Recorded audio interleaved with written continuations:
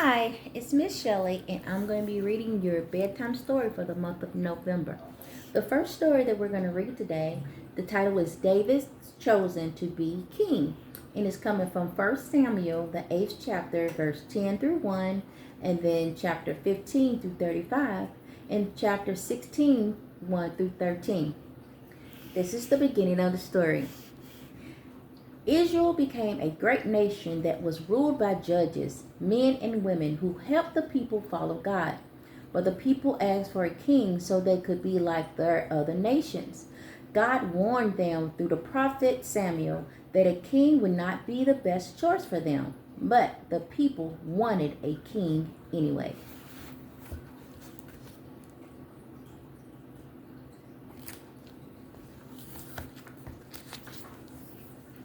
So God chose a man named Saul and had Samuel anoint him. Saul became the king of Israel. Saul started out as a good king, but he started making wrong choices and did not follow God as he should. God was sad that he made Saul king. So God sent Samuel to a man named Jesse in Bethlehem because God had chosen one of Jesse's sons to be the new king of Israel. Jesse's oldest son was strong and handsome.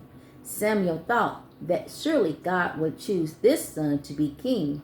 But God said, "The Lord does not look at the things people look at. People look at the outside of a person, but the Lord looks at what is in the heart."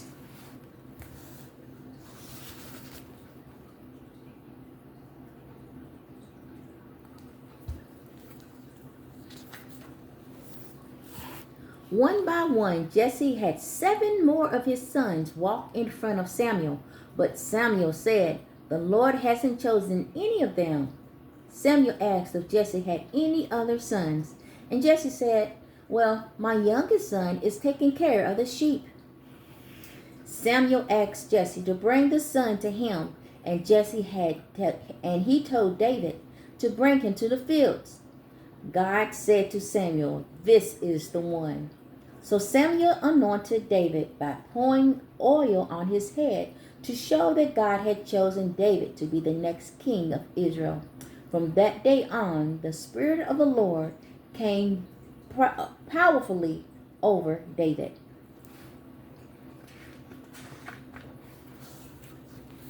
In this picture right here, you see that Jesse had a whole lot of sons. But God said, "No, none of these sons. They might be big and strong and tall, but none of the sons are the ones that I want to anoint to be king of Israel." So Samuel asked them one more time, "Do you have any other sons?" And Jesse said, "Yes, I have one more son, and he's out in the field." Samuel said, "Come, bring him to me, and I want to see him for myself."